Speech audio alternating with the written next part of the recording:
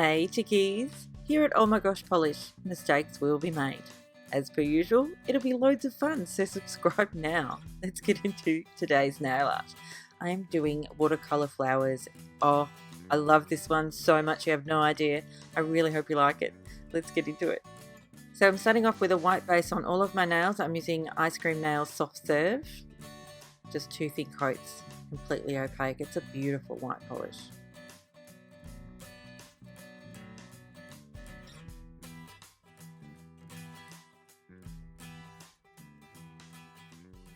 Because I feel like I don't do this often enough, I'm going to give you a nail cleanup porn. For those of you who love it, enjoy.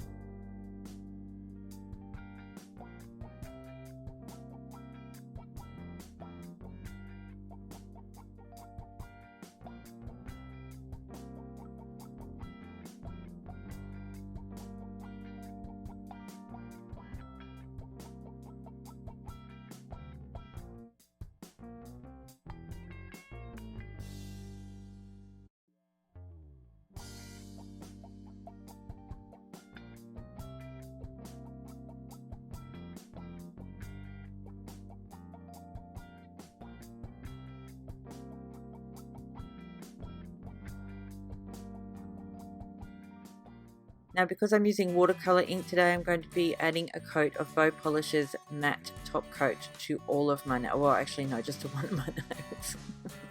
just ignore me. Well, not all the way, but anyway. So today I'm using Jane Davenport's Mermaid markers.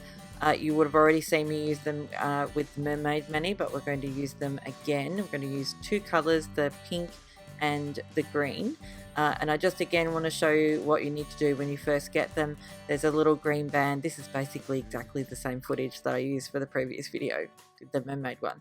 I just want to make sure that everybody knows that, because I got a little bit confused. Maybe I was having a blonde moment, who knows, because I couldn't work out how to get them to work until I realized you have to take that green thing off and then sort of screw the top on, so that you can break the seal so that the ink can come down into the brush. That's really important.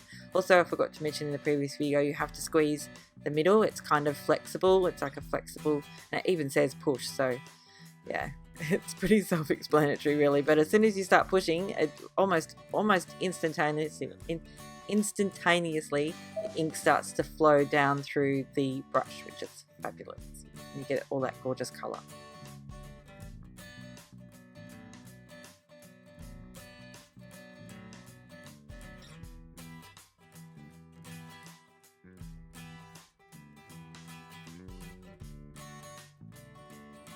So for this one, we're just doing a really quick floral design, and I'm starting off with the pink brush or the pink marker. And I'm just creating this sort of really haphazard kind of flower design. It's like, doesn't even really look like much right now. So I'm starting off in one corner and then down the opposite corner, or diagonally opposite corner. And yeah, so you can pretty much do whatever you like really, obviously you can. And it doesn't look like much right now. I know that it looks kind of crap, but trust me, in the end, I really love this so much. Like, I'm not even kidding. I already said that, I know, but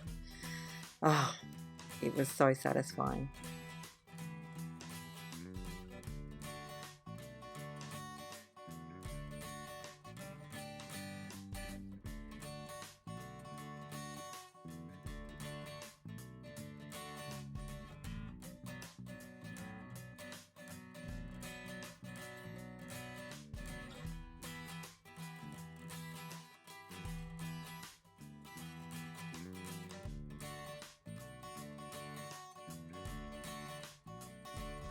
Once I have my rudimentary design done, I'm then going to come in again with my J & Dance 24 brush from What's Up Nails, and we're going to add some water to this design. I know I said I was going to try it with some isopropyl alcohol, but I'm going to do that next time, I promise. This time it's again with water, and you just sort of need to move your color around with the tip of the brush with the water on it. That's pretty much all you need to do.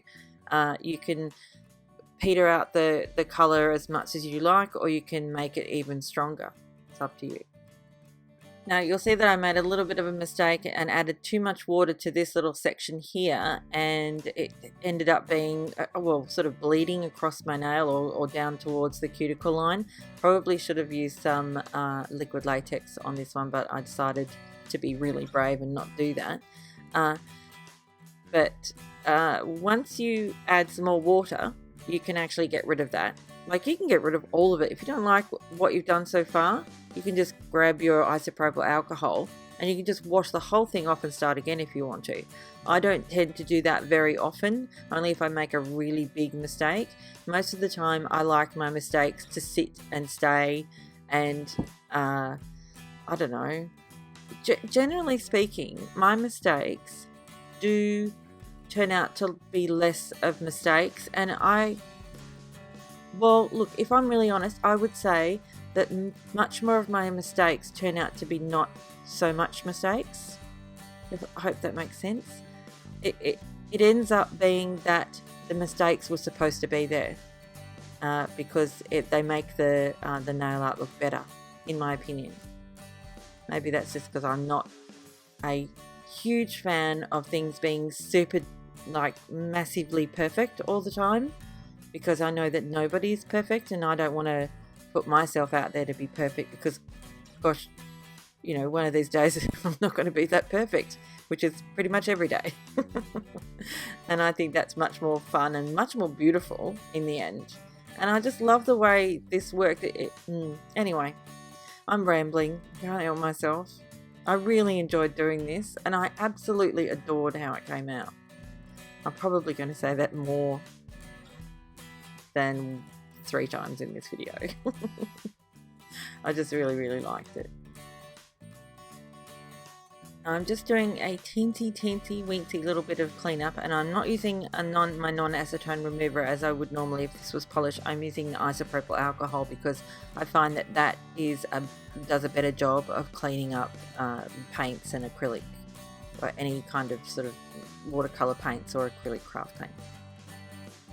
Now finally, I'm going to add my top coat. Of course, I'm using Seche as per usual. You can use whatever top coat that you like, and I think you'll notice that the top coat didn't mute out the colors as much as it did with the Mermaid one, and I think that's because I put less water on this one, so who knows.